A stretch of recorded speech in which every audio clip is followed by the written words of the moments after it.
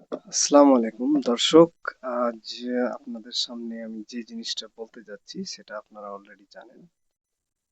আপনারা জানেন যে দেশ কোন দল সরকার গঠন করতে যাচ্ছে, এবং আমি সময় চেয়ে নিচ্ছি আপনাদের কাছে। আজকের ভিডিওটাতে সবচেয়ে যে বিষয়টা বেশি আলোচনা হবে সেটা আসলে যে আমরা কোথায় আছি এবং আমাদের মিস্টেক গুলো কি, আমরা কেন বারবার একই মিস্টেক করছি, এই বিষয়গুলোই আজকে আমি আলোচনা করব আপনাদের সামনে। আমি মিজান, আমাকে সবাই এই নামে চিনে, আপনারা এই নামেই আমাকে ডাকতে পারেন, সমস্যা নাই। আহ শখের বশে ভিডিও বানাই, দর্শকেরা আমার ভিডিও দেখে অনেক মজা নোটে নেয় এবং আপনিও মজাটা লুটতে পারবেন। আর আপনার লাইফের সাথে জড়িত আছে এই ভিডিওর প্রতিটা কথা, এই জন্য মনোযোগ সহকারে আপনি শুনবেন এই কথাগুলো। আজকের আহ বিজয়টা সবার, এই বিজয়টা আসলে সবার। কেন আমি এই কথাটা বলবো আমার এই ভিডিওটাতে? সো আমি যে স্ক্রিপ্ট গুলো প্রথমে লিখেছি সেটা হচ্ছে যে কে জিতেছে এটা তো আপনারা জেনে গেছেন। আহ, সর্বপ্রথম আহ, সর্বপ্রথম আমাদের সবচেয়ে বড় পাওয়া যেটা হয়েছে সেটা হচ্ছে দেশ একটা পুরুষ প্রধানমন্ত্রী পেয়েছে। সো এটার চেয়েতে বড় খুশি আমার মনে হয় না আর কিছু আছে।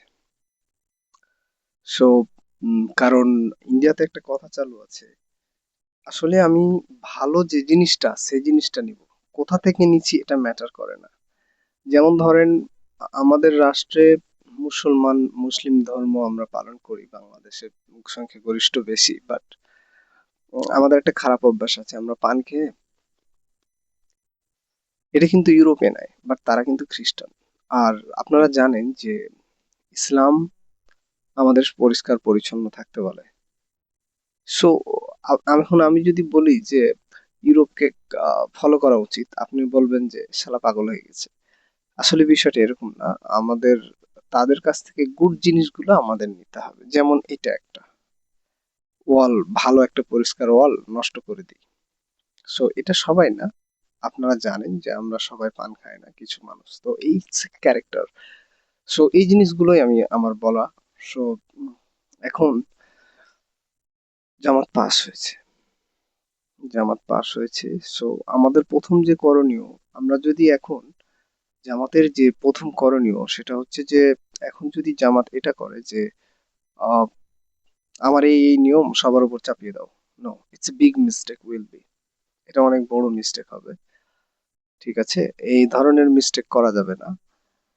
কারণ আহ, দেশকে 17 বছর একটা সিস্টেম শিখাতে শিখাতে সামনের দিকে নিয়ে যাওয়া হয়েছে, এই সিস্টেম ভাঙতে সময় লাগবে। এই জিনিসটা আমাদের নতুন প্রধানমন্ত্রীকে বুঝতে হবে। হ্যাঁ, সো আমরা স্লোলি ওই জিনিসটা করব, বাট আমাদের কান্ট্রির যে স্ট্রাকচার সেটাকে টিকিয়ে রাখাটা সর্বপ্রথম এবং বড় চ্যালেঞ্জ। ঠিক আছে, আমি প্রত্যেকটা স্তরের বিষয়গুলো আপনাদের সামনে বলবো যে আসলে কেন হচ্ছে, কি করছে। আচ্ছা, সো কান্ট্রি ডেভেলপমেন্ট, প্রথম স্টেপ সরকার যেটা নেওয়া উচিত সেটা হচ্ছে যে বিগত সরকার যে মিস্টেকটা করেছে, ফ্লাইওভার, ব্রিজ, কালভার্ট, দেখেন এসবই কিন্তু একটা মানুষের জীবনে পরিবর্তন আসে না। ঠিক আছে, আপনি একটা কালভার্ট তৈরি করলেন একটা গ্রামে, সেখানে আপনি দিলেন ধরেন সাপোজ 10 লাখ বাজেট, ওটা কিন্তু সংখ্যাগরিষ্ঠ হিসেবে একটা গ্রামের উপকারে আসবে। So it's very little. But আপনি যদি একটা 7 টাকা দামের মিনি শ্যাম্পু প্রাইসটা 7 টাকা থেকে কমিয়ে 2 টাকা আনেন, সো এটা it it use by every man. So এটা হিট করে, আসলে একটা মানুষ যে কিছু পেলো গভর্নমেন্ট থেকে, এটা হিট করে ওই জায়গাটাতে, কারণ শ্যাম্পু 2-3 দিন পর পরই মানুষ ইউজ করে বেসিক্যালি। সো আপনি যখন একটা 7 টাকা দামের mini shampoo head and shoulders এটা কমিয়ে, বিগত সরকারের মিস্টেক বলছি কারণ ওনারা কান্ট্রি ডেভেলপমেন্টে মনোযোগ দিয়েছিল, কিন্তু আমি চাইছি যে আমাদের এই নতুন সরকার হিউম্যান ডেভেলপমেন্টে কাজ করুক। যেমন ধরেন, উম, একটা মানুষ প্রতিদিন বা 3-4 দিন পর পর কোন তেলটা ইউজ করে এবং এই তেলটার সঠিক মূল্যটা হাই আছে এটাকে লো করা, এতে কি হবে, জনজীবনের ব্যালেন্সটা ইনক্রিজ হবে। ইনক্রিজ হলে কি হবে, আহ, যেমন সিঙ্গার কোম্পানির শোরুমে আপনি যান, যে বলেন যে ভাই আপনি কি খুশি, হ্যাপি, বলবে না। কেন? সেল নাই তো। সেল কিভাবে হবে? আমাদের মাথা পিছু আয় তো নাই। সো আমি এমন কিছু করতে বলছি যেটাতে আমাদের মাথা পিছু আয়, বাৎসরিক মাথা পিছু আয় যেন 1.2 মানে $1200 উন্নীত হয়। তাহলে কি হবে? মাথা পিছু আয় যদি মিনিমাম 1200, সবার বেসিক এটা, এটা যে কোনো ভাবে হোক সরকারকে প্রোভাইড করতে হবে একটা পার্সনকে, each years, on year. So আমি কান্ট্রি ডেভেলপমেন্ট থেকে আমাদের বেরিয়ে আসতে হবে, আমাদের হিউম্যান ডেভেলপমেন্ট করতে হবে। আর হিউম্যান ডেভেলপমেন্ট যদি হয়ে যায় তাহলে কান্ট্রি অটোমেটিক ডেভেলপ হবে। কারণ প্রত্যেকটা ব্যক্তি যখন ডেভেলপ হবে তখন সে চেষ্টা করবে তার বাড়িটা ডেভেলপ করার, বাড়ি যখন ডেভেলপ হবে তখন কান্ট্রি অটোমেটিক ডেভেলপ হবে। তো কনগ্রাচুলেশন জামাত ইসলামকে উইন হওয়ার জন্য। স্টেপ 2 যেটা নেওয়া উচিত এই নতুন সরকারকে, সেটা হচ্ছে ফুড কস্ট। এখন ধরেন চাউল, ওই ধরনের ক্যাটাগরির চাউল, 28টা ক্যাটাগরির চাউল, মোটা চাউল, এক একটা প্রাইস এক এক রকম, এরকম থাকা যাবে না। প্রাইস এখানে যে দাম, পাবনা জেলায় যে দাম, আমাদের এই ধরেন এই পাবনা জেলাতে দাম চাউলের 55 টাকা কেজি, ঢাকায় হয়ে যাচ্ছে 70 টাকা KG. It's a wrong things. এখানে 50 টাকা কেজি হলে ঢাকাতেও 50 টাকা, সমস্ত চাউলই হবে 50 টাকা কেজি, এটা বাড়বেও না কমবেও না, আজীবন একই থাকবে। এখন এটার জন্য যদি গভর্নমেন্টকে কৃষকের সাথে কন্ট্রাক্ট করতে হয়, পটাশিয়াম ইউরেনিয়াম ফি দেওয়া হবে, তো করতে হবে, no problem. But at last, at least চাউলটা 50-এর একটা ডেমো দিছিলাম, আমি চাই যে আজীবন চাউল 20 টাকা কেজি থাকবে। এটার জন্য কৃষকের সাথে সরকার যে ধরনের চুক্তি করবে, ভর্তুকি দিবে, এটা করা উচিত। সো চাউল না, শুধু চাউলের সাথে আটা আজীবন ধরেন 15 টাকা কেজি, আলু আজীবন 15 টাকা কেজি, ডাল আজীবন 10 টাকা পোয়া। এভাবে প্রতিটা প্রোডাক্ট ফিক্স থাকবে। চিংড়ি, গলদা চিংড়ি 100 টাকা কেজি, গরুর গোস 200 টাকা কেজি, আজীবন। এবং এই ব্যালেন্সের যে ওয়েবটা থাকবে, ফ্রিকোয়েন্সিটা, এই ফ্রিকোয়েন্সিটা গভর্নমেন্ট পর্যবেক্ষণ করবে, যে সিন্ডিকেট হোক বা যে এজেন্ট হোক তার সাথে। ঠিক আছে, দেন আসি আমরা ফরেন অ্যাক্ট। আমি বলেছি যে আমি প্রত্যেকটা বিষয় আলোচনা করব। আন্তর্জাতিক মহলের দেশের সাথে আমাদের দেশের কূটনৈতিক হোক, নৈতিকতা হোক, যে ধরনের রিলেশন বজায় রাখলে কান্ট্রি ডেভেলপ হবে। এক কথায় যে যেটাই করুক না কেন, কান্ট্রি এন্ড কান্ট্রি হিউম্যানস মানে আমরা যারা জনগণ আছি সবার ডেভেলপমেন্ট নিয়ে ভাবতে হবে। যেমন একটা সিম্পল ডেমো দিই, এতগুলো সরকার এলো গেল ক্ষমতায় চাওয়ার জন্য, ভোট চাওয়ার জন্য, এখন প্রতিটা বাড়ি বাড়িতে গেছিল, তাই না? কিন্তু দেখেন, কেউ কিন্তু ফ্রিল্যান্সার মানে যারা অনলাইনে কাজ করে তাদেরকে কেউ যে জিজ্ঞেস করেনি যে তোমাদের প্রবলেমটা কি। অ্যাকচুয়ালি ফ্রিল্যান্সারদের প্রথম ও প্রধান প্রবলেম হচ্ছে পেপাল। পেপাল একটা ওয়েবসাইট যেটা অনলাইন ব্যাংকিং সিস্টেমে চলে, আপনারা অনেকেই জানেন। সো কোন একটা সরকার যে যদি পেপালের ওনারকে বলে ভাই আমার দেশে পেপালটা ঢুকাই দাও, সিম্পল কাজ হচ্ছে না। এটা কিন্তু আসলে সিম্পল কাজ। এখন টার্ম অ্যান্ড কন্ডিশনে যদি বাংলাদেশ থেকে প্রতি বছর $1000 কাটতে চায় পেপাল, দাও না রে ভাই। কারণ তুমি $1000 দিবা, সরকার ধরেন পেপাল $1000 চার্জ করবে বৎসরে বা মাসে, কিন্তু ওই এক মাসে এক একটা ফ্রিল্যান্সার $1,00,000 ট্রানজেকশন করার ক্ষমতা অর্জন করবে, এবং এটা দেশের জন্য গৌরব। তো এটা হচ্ছে একটা প্রবলেম বললাম। সেই এইভাবে ধরেন একটা মেডিসিন রিপ্রেজেন্টেটরও প্রবলেম আছে। যেমন ধরেন একটা জবার, যে একটা কোম্পানি, প্রাইভেট কোম্পানিতে জব করে, তারও এই ধরনের কিছু চাওয়া আছে। একটা ফ্রিল্যান্সারের যদি এটা চাওয়া হয় যে পেপারটা দরকার, সো যারা গভর্নমেন্ট চাকরি করছে, সার্ভিস দিচ্ছে, তাদেরও একটা প্রবলেম থাকতে পারে যে এই জিনিসটা হলে আমাদের ভালো হয়।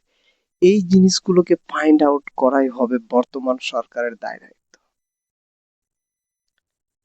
যেমন আমার একটা চাকরি নাই, চাকরি আছে 5,000 টাকা, সো প্রত্যেকটা মানুষকে বেকার হিসেবে গণ্য করা হবে সে যদি 10,000 টাকার নিচে চাকরি করা হয়।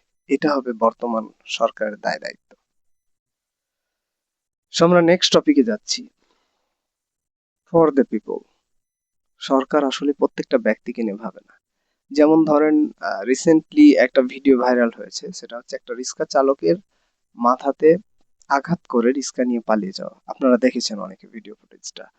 সো রিক্সাওয়ালার সাথে এরকম দুর্ঘটনা ঘটবে, ব্যক্তিটা ধরা পড়বে না, এরকম না। প্রত্যেকটা রিক্সাতে এরকম একটা চিপ লাগানো থাকবে, যে চিপের মাধ্যমে ও কোন কোন প্যাসেঞ্জারকে নিচ্ছে, সে প্যাসেঞ্জারের ডাটা অটোমেটিক রিস্কাতে সেভ হবে। মানে ওই যে বললাম না, ফর দ্য পিপল, প্রত্যেকটা পিপল নিয়ে ভাবতে হবে। একটা বাচ্চা স্কুলে যাচ্ছে, স্কুল থেকে আসার পথে কিডন্যাপ হয়ে যাচ্ছে, কিডন্যাপ হয়ে কোথায় গেল, কেন গেল, everything will be record by surveillance system. এটা সরকারের দায়িত্ব ছিল, যেটা বিগত সরকার করেনি। আচ্ছা, বিগত সরকারের আরেকটা মিস্টেক আমি বলি, সেটা হচ্ছে যে আমি কিছুই পাইনি সরকার থেকে।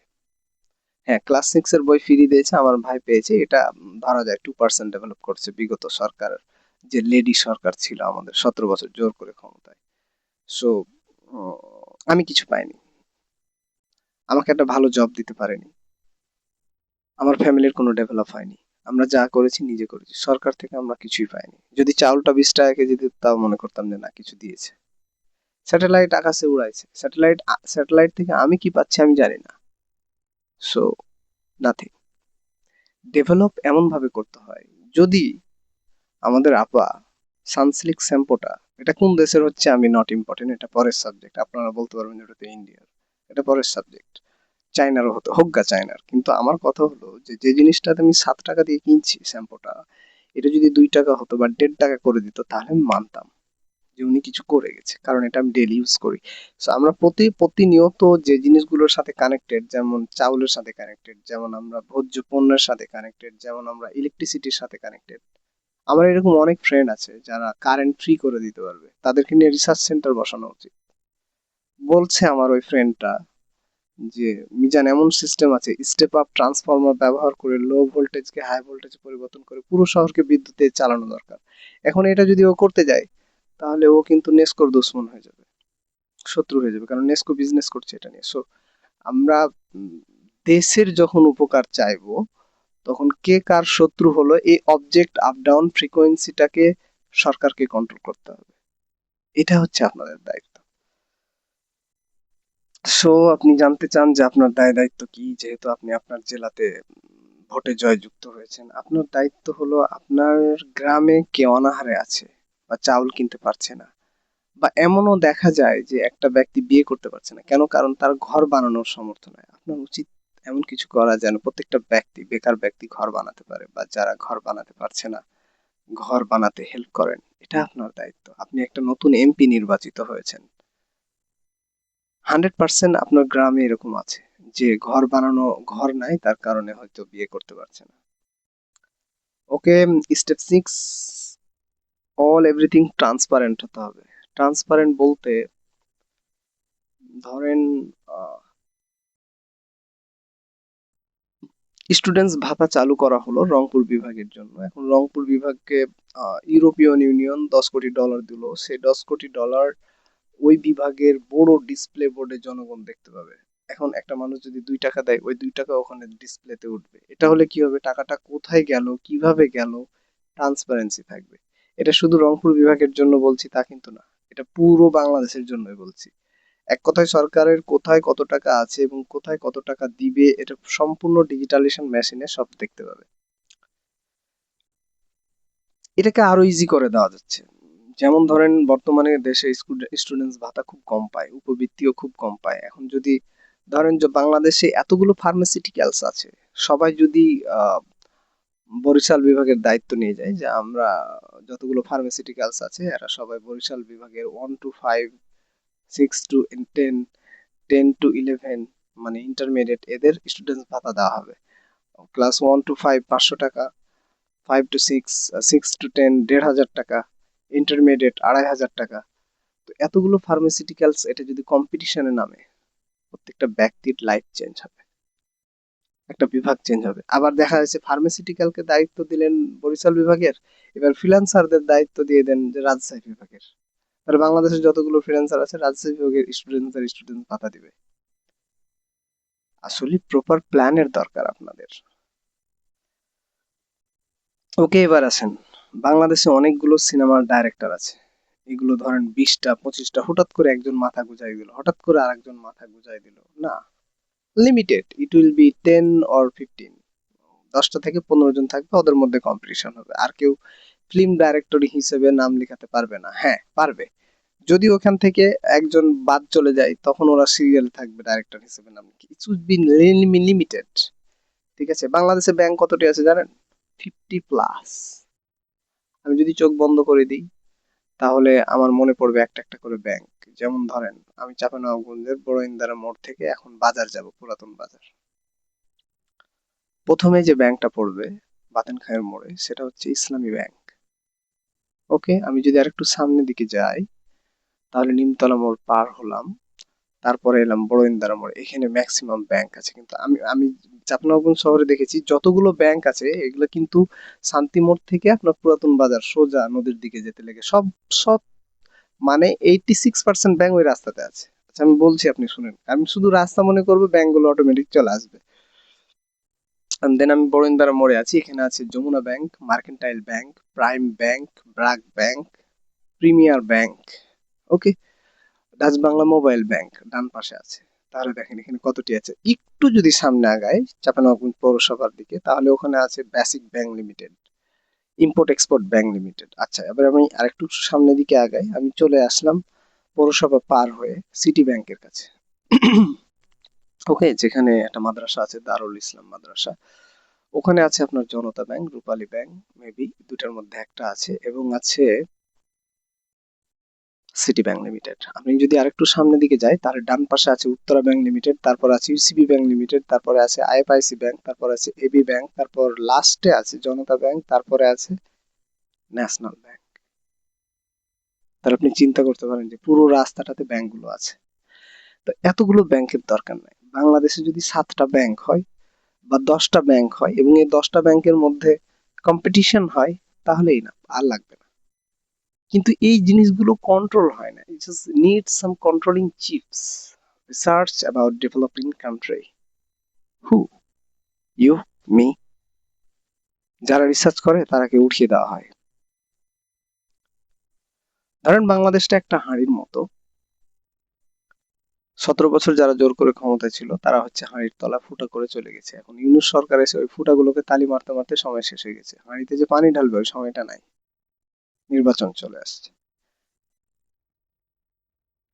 আপনার আমার ভালো চাইছে কেটা? No one. বাট দেখা যাক জেনজি কি করে। জেনজি ইজ মিক্সড উইথ জামাত। আমি তারেক রহমানের একটা প্রশংসা করে বলছি কারণ উনি আহ, একটা কমিউনিকেশন ডিভাইস অ্যাক্টিভ করেছে, এজন্য ধন্যবাদ দিচ্ছি তারেক রহমানকে। কমিউনিকেশন ডিভাইসটা @তারেক ডাইরেক্টলি কানেক্ট। অ্যাকচুয়ালি একটা কান্ট্রি তখন ডেভেলপ করবে যখন প্রত্যেকটা ব্যক্তি সরকারের সাথে ডাইরেক্টলি সংযোগ স্থাপন করতে পারবে। আমি মানলাম যে মেসেজগুলো প্রাইম মিনিস্টার দেখছে না, বাট যদি দেখে সেটার উপর ইনস্ট্যান্টলি যদি অ্যাকশন নেয় তাহলে দেশ উন্নতির দিকে আগাবে। সো দেন আসি ফার্মাসিউটিক্যালস। এতগুলো ফার্মাসিউটিক্যালস আছে যে আমরা যখন মেডিকেলে চিকিৎসার জন্য যাই তখন তারা এসে হুড়াহুড়ি করে ওষুধ বিক্রি করে। So it's need to be some regulation starts between government and pharmaceuticals agent needed. তারপরে আসেন কাপল। আমি বললাম না একটু আগে যে আমাদের কান্ট্রি ডেভেলপ হয়েছে, হিউম্যান ডেভেলপমেন্ট হয়নি। রাজশাহী বঙ্গবন্ধু আইসিটি পার্কের সামনে স্বামী স্ত্রী ঝগড়া করছে। আপুটা বলছে, তোর মা বাপ কি তরকারি খাবে আমি কি দেখবো? আমার ভাইটা চুপ করে ওখানে মোটরসাইকেলের উপর দাঁড়িয়ে আছে। মেবি উনি রাস্তার উপর গ্যাঞ্জাম করতে চাইছিল, বাট আমি হলে এইভাবে দিয়ে দিতাম। ঠিক আছে, সো স্ত্রী ঝগড়া করছে স্বামীর সাথে, স্বামী কোনো কথা বলছে না, চুপ করে ওখানে বসে আছে। এত ধৈর্য ভাইটার ছিল। এই যে কলহ, এই কলহটা গভর্নমেন্ট কন্ট্রোল করতে পারবে যদি সপ্তাহে বা মাসে অর্ধ মাসে কোনো ট্রেনিং শিডিউল রাখে প্রতি মাসের 15 তারিখে, তাহলে সরকারই পারবে। এটার নাম দিবে হিউম্যান ডেভেলপমেন্ট প্রোগ্রাম। এখানে নারীদের শেখানো হবে যে how to act your character with your husband, কিভাবে একটা আচরণ করবে হাজবেন্ডের সাথে। এখন একটা হাজবেন্ডের সাথে যখন এই ধরনের আচরণ করবে তখন সে অফিসে যখন যাবে ডিস্টার্ব ফিল করবে, যখন ডিস্টার্ব ফিল করবে তখন ম্যাথমেটিক্যালি ভুল করবে অঙ্কে বা হিসাব নিকাশে, তখন এই ইফেক্টটা পড়বে যে ব্যাংকে বা কোনো প্রাইভেট কোম্পানির সেক্টরে, দেন ওই সেক্টরে হিটটা পড়বে যে ইন্টারন্যাশনাল। মানে মিস্টেকটা ছোট কিন্তু এটা হিট করছে কোথায় যে জানেন? সরকারের জিডিপিতে, যে গ্রোথে। কারণ ঝগড়াটা হলো কিন্তু রাস্তার উপর, দেন ওই ব্যক্তিটা কিন্তু টেনশন করবে ওয়াইফের বিষয়টা নিয়ে, দেন ও অফিসে যে মিস্টেক করবে ওই মিস্টেকের হিটটা পড়বে আবার কোম্পানিতে, কোম্পানিতে টাইমিংটা ডিলে হবে, গভর্নমেন্ট পিছিয়ে যাবে। Nothing is too much little, it's a big. ঘরের ছোট্ট একটা বিষয়। সো আমাদের সোশ্যালজি ডেভেলপমেন্ট করার দায়িত্ব বর্তমান সরকার, যে সরকার জিতলো জামাতে ইসলাম, তাকে নিতে হবে। এটা যদি তারেক লিডার জিততো, উইন হতো বা প্রধানমন্ত্রী হতো, তেনাকে দায়িত্ব নিতে হতো। So who is the win that does not matter, matter is responsibility. কি জিতলো সেটার চেয়ে বেশি গুরুত্বপূর্ণ যে দায়িত্বটা আপনাকে নিতে হবে। তারপরে দেখলাম যে প্রবলেম ফাইন্ড করতে হবে। একটা গ্রামে আসলেন, এ পর্যন্ত এত বছর ধরে আমি যে একটা জেলাতে আছি, কেউ এসে বললো না যে এই এলাকাতে প্রবলেমটা কি। মানে nobody wants to develop a village or a country or a man, no one. কে জিতলো, কেন জিতলো বর্তমান ভোটে, কেন জিতলো ক্যারেক্টারের কারণে। জনগণ বুঝতে শিখে গেছে, এটা জেনজি বুঝাই দিয়েছে। আপনি কি মনে করেন যে আপনি আবার হচ্ছে জোর করে ক্ষমতায় থাকবেন? এখন এক আবু সাইদ মারা গেছে, এখন 1,000 আবু সাইদ আছে, I am one of them. আমি এখন মীর মুগ্ধ, আমি এখন যে বুক পেতে দেবো। So you can not stop a human spirit, you should be develop in yourself. আপনাকে উন্নতির দিকে ধাবিত হতে হবে, ধীরে হোক। তো বিগত সরকারের ভুল ত্রুটি বর্তমান যে সরকার নির্বাচিত হলো তাকে গবেষণা করতে হবে। যেমন আহ, রাস্তাঘাটের উন্নতি না করে ব্যক্তির উন্নতি করতে হবে আপনাদের। ঠিক আছে, একটা ব্যক্তি যেন কুইকলি একটা সরকারকে কুইকলি একটা বাটন চাপের মাধ্যমে কনভার্সনে আনতে পারে, কথা বলতে পারে, এই এই জিনিসটা স্থাপনটা বেশি জরুরি। আর প্রত্যেকটা ব্যক্তির প্রবলেমকে আইডেন্টিফাই করতে হবে, যে একটা পার্সন কি করলে ডেভেলপ করতে পারবে, তাকে একবার দুইবার তিনবার এরকম চান্স দেওয়া দরকার, তাহলে দেশ এগিয়ে যাবে।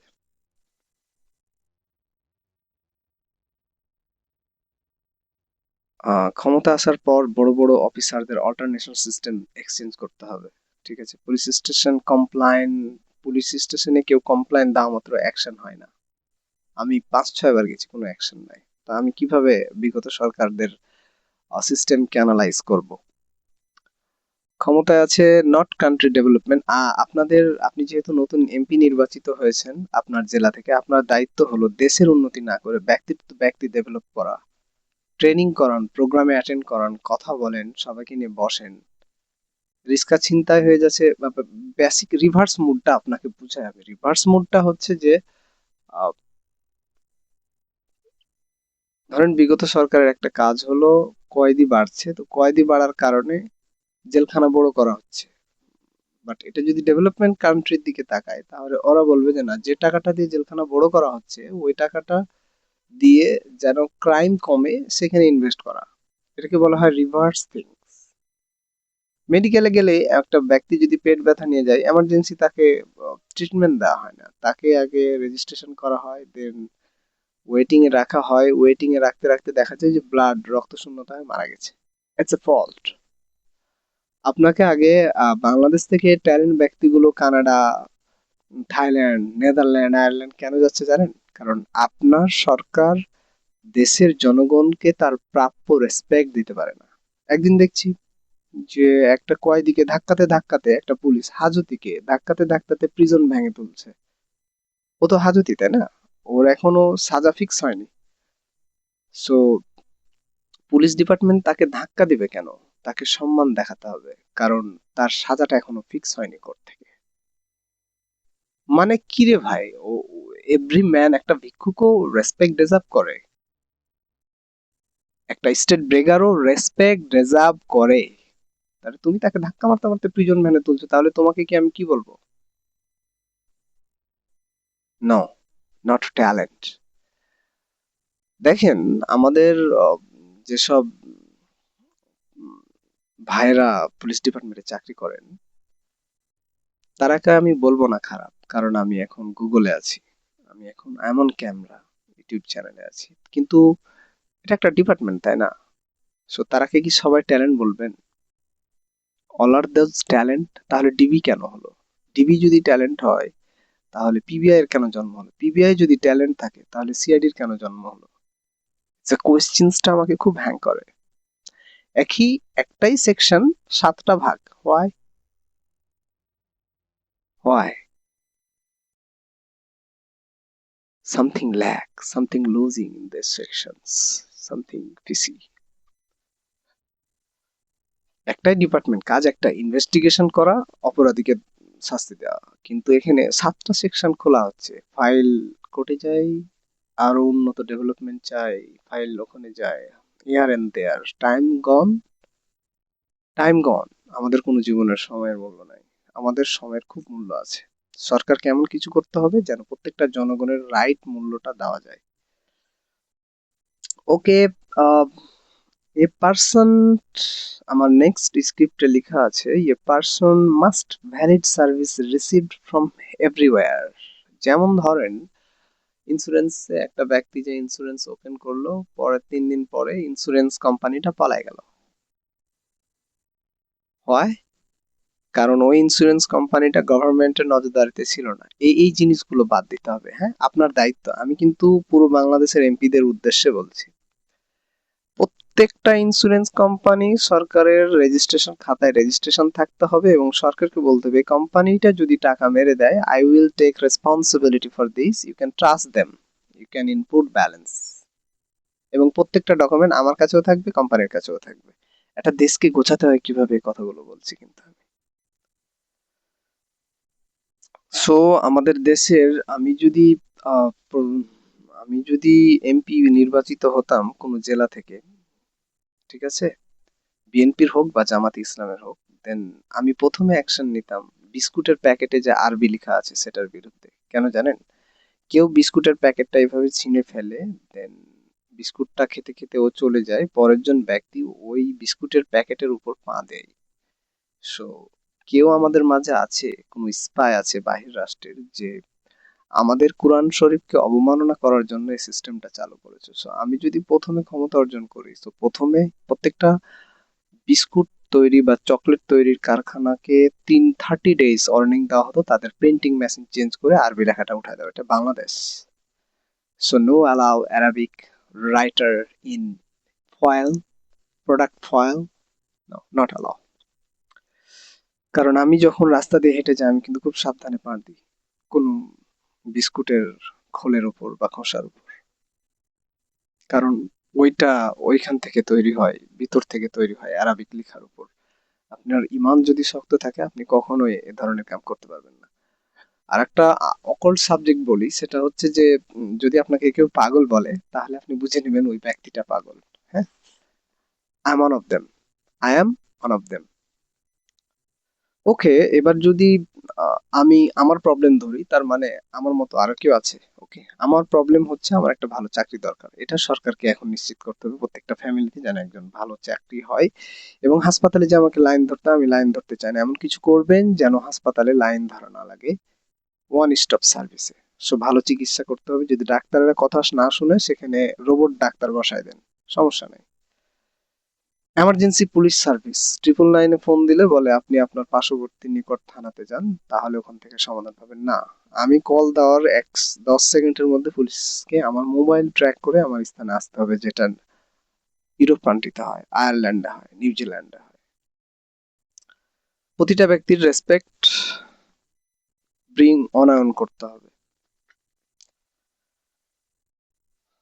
সো বাংলাদেশের যে কান্ট্রি প্রবলেম গুলো হয়, সেটা হচ্ছে ট্রাফিক জ্যাম। ট্রাফিক জ্যামে বাংলাদেশের অনেক মূল্যবান সময় চলে যায়। আমাদের সময়গুলো বাঁচাতে হবে। প্রত্যেকটা ব্যক্তির লাইফ ইম্পর্টেন্ট, প্রত্যেকটা ব্যক্তির ড্রাইভিং ইম্পর্টেন্ট, প্রত্যেকটা ব্যক্তির সেফটি ইম্পর্টেন্ট। কিছুদিন আগে যখন আমি বলেছিলাম একটা ব্যক্তিকে যে আমাদের এই মোড়টাতে একটা এলইডি লাইট লাগানো দরকার, যেহেতু এখানে অ্যাক্সিডেন্ট বেড়ে যাচ্ছে, আমার কথাটা কেউ গুরুত্বই দিল না। আমি বুঝলাম না। ইলেকট্রনিক, আচ্ছা, মাথা পিছু আয় যেন 1.2, $1200 করে হয়।